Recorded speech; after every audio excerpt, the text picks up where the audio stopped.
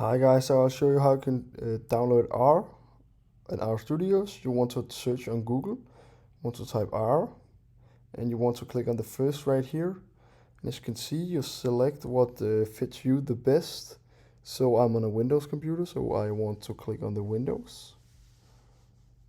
And I click on the top button one because that's mine. So after I have clicked, it will start downloading.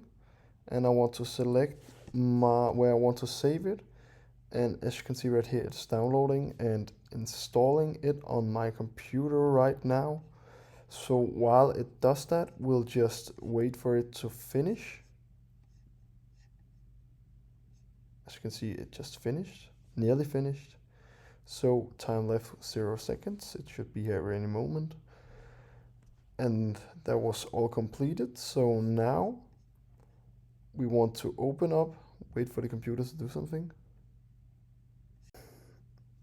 And as you can see right here, we just want to click next, and then it will extract the files and it will install it on our computer. So after this is done, you have now successfully installed R and R Studios. So now you can go ahead and analyze the data you want to analyze, and you can open it up however you want. So thank you guys so much for watching.